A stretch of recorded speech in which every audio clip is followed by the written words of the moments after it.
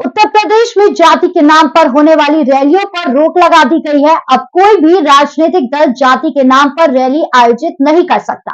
Kurmi Kushwaha rally या दलित ब्राह्मण rally, Yadav Kurmi rally, Ahir Jat Gujjar Rajput rally आगे से नहीं किया जाया करेगी।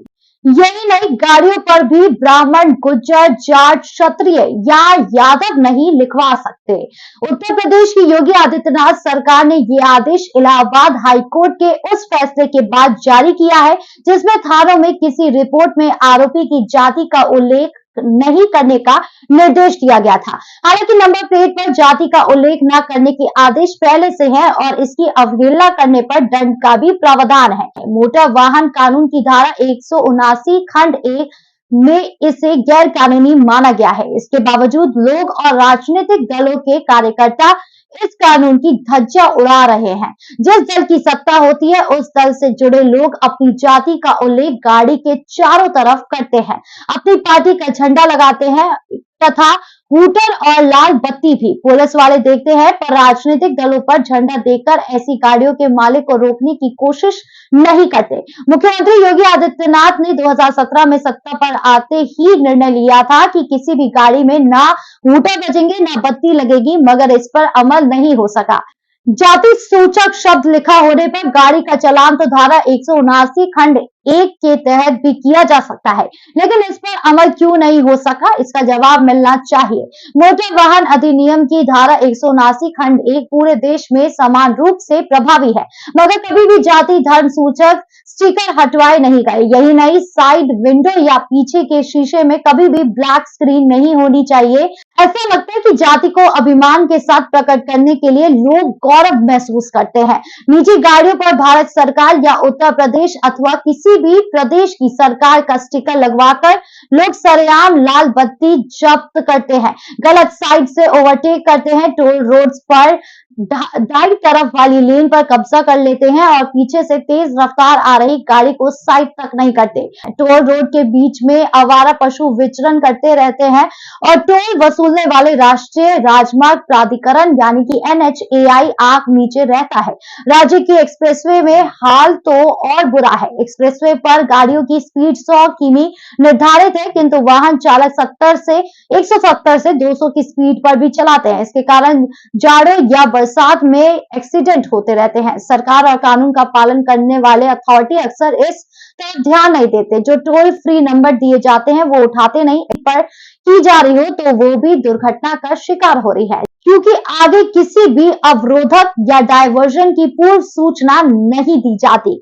ऐसे में एकाएक ब्रेक लगाने से दुर्घटना होती है। देखा जाए तो ना तो कभी कानून का पालन प्रभावशाली लोगों ने किया है, न स्वयं राज्य सरकार ने कभी अपनी जिम्मेदारी महसूस की है। सार्वजनिक स्थलों पर जातीय स्मारक हटाने और जाति आधारित स्कूल कॉलेज से जाति शब्द हटाने के कट्टर समर्थक के चौधरी चरण सिंह, उन्होंने 1939 में संयुक्त प्रांत विधायक दल में एक प्रस्ताव पेश किया था जिसमें लोक सेवा के नाम के आगे जाति का उल्लेख न करने को कहा गया था।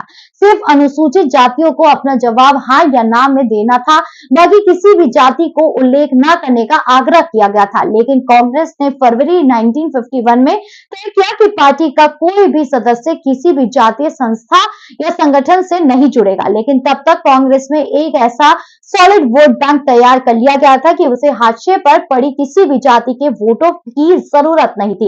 यही हाल कम्युनिस्ट दलों का भी है।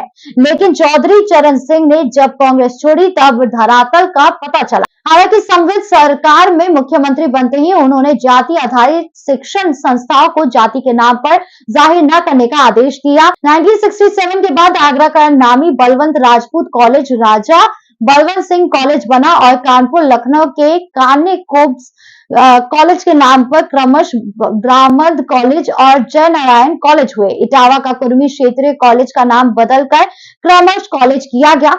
शिकोहाबाद के अहीर क्षत्रिय कॉलेज का नाम आदर्श कृष्ण कॉलेज किया गया। उनकी संवित सरकार भाजपा की पूर्ववर्ती जनसंघ, स्वतंत्र पार्टी, सोशलिस्ट पार्टी, प्रजा सोशलिस्ट पार्टी और कम्युनिस्ट पार्टी का सहयोग था। उस समय उन्होंने BKT यानी भारतीय क्रांति दल का गठन किया था।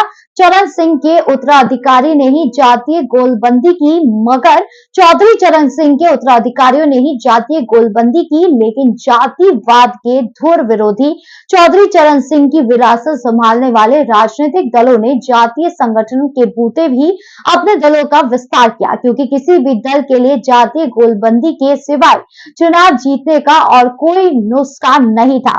कांग्रेस जब उत्तर प्रदेश और बिहार से उजड़ती तो उसकी वजह से उनके पास किसी भी जाति का आधार वोट बैंक ना होना। केंद्र में तो 2004 से 2014 तक किसी भी तरह इन्हीं जातीय गोलबंदी वाले दलों की मदद से सरकार में रही, लेकिन 2014 के बाद लोकसभा चुनाव में भाजपा के पीछे हिंदू गोलबंदी हो गई और क्षेत्रीय दलों के भी परखच्चे उड़ गए। यूं भी जातीय गोलबंदी पर धार्मिक गोलबंदी भारी पड़ती है। अब उत्तर प्रदेश के मुख्यमंत्री की जातीय संगठनों की रैली पर रोक लगाई गई है। उनके पीछे हिंदू वोटों को बिखरने से रोकने भी है। जिस कांग्रेस का नारा था ना जात पे ना पात पे मोहर लगेगी हाथ पे, उसी कांग्रेस के नेता राहुल गांधी भी जातीय गोलबंदी को सही मानने लगे। जाति आधारित जनगणना का आग्रह उनका ही था, क्योंकि अगर आज जाति का व्यू इतना भयानक हो गया है कि बिना कुछ जातियों की भीतरी सतह तक पहुंचे भाजपा की धार्मिक गोलबंदी को तोड़ना लगभग असंभव है।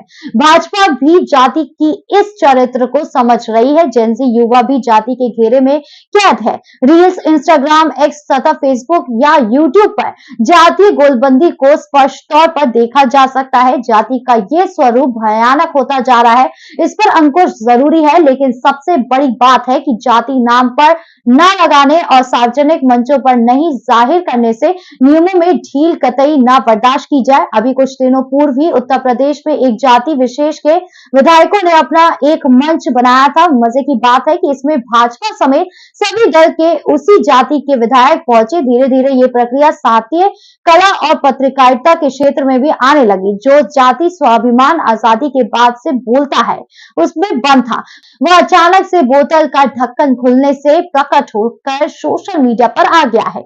जब जातीय जनगणना होगी तब वो और निरंकुश रूप से आएगा और एक तरफ जाति आधारित जनगणना के प्रति घोर आग्रह और दूसरी तरफ उसे रोकने की कोशिश, एक तरह का व्यक्तिक्रम है।